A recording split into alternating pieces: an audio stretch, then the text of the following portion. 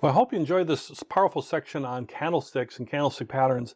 And I'll leave you with some final thoughts. And one thing too, as you start to see patterns, you start to see more and more candlesticks, they'll become more second nature to you. So if it seems like it's like a little bit harder to grasp, you can always go back and watch a lesson. And again, as you actually start using it, whether it's with paper trading for practice or in your real live trading, you're going to start seeing these things very, very easily, and it's going to help you to become a very successful trader.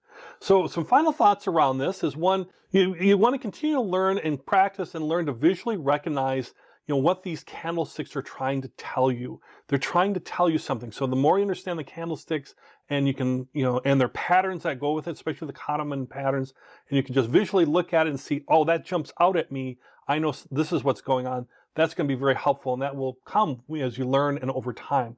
And also that there are many candlestick patterns out there.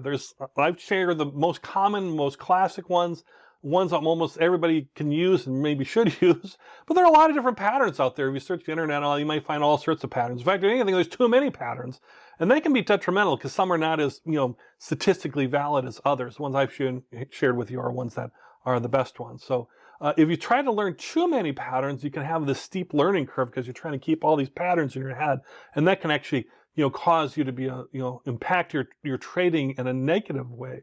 Other things is you start to see all these patterns, you might start seeing things. You try to learn too many patterns at first, and you might have mirages where like, oh, I think I see this, but really it's not there, right? It's a mirage. And you start getting where you look at your charts and everything starts swimming around like, oh my gosh, everything seems like a pattern or nothing seems like a pattern. So start by focusing on, patterns that seem most interesting to you, or certainly the ones that I've shared with you. Start there, and then you can build from there if you want. But too much can be sometimes not helpful either as far as candlestick patterns. And as I mentioned in a couple of the lessons, I said that some people only trade candlestick patterns. They just really focus on that, and that's okay. They can be successful that way.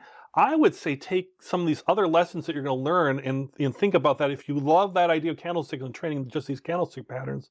And by the way, sometimes a lot of these patterns are not as common, so your trading might be not as frequent too. If you're looking for just a certain doji setup or a certain pattern setup, it might not be as common as other types of patterns out there.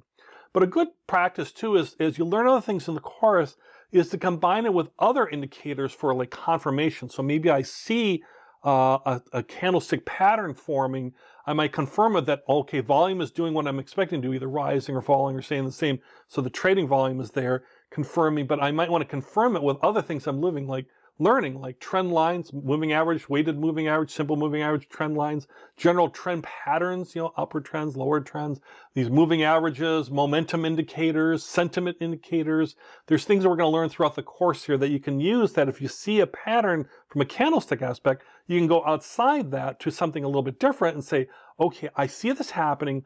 I'm going to use a momentum indicator and see if that actually confirms what I'm seeing here. That both my candlestick pattern and my momentum indicator are saying prices are likely to rise. Well, then I'm going to buy because I'm getting a double confirmation. And we'll learn all about that too towards the end of the course, where we talk about kind of setting up your strategies and stuff too. But right now we're learning the tools and how to apply these tools and how to apply them to be, so you can be very successful. And I tell you, candlestick patterns, great section here, and really get into that, and that can really, really make a difference in your trading and help you to be very successful. So let's learn about some more indicators and ways to interpret using technical analysis.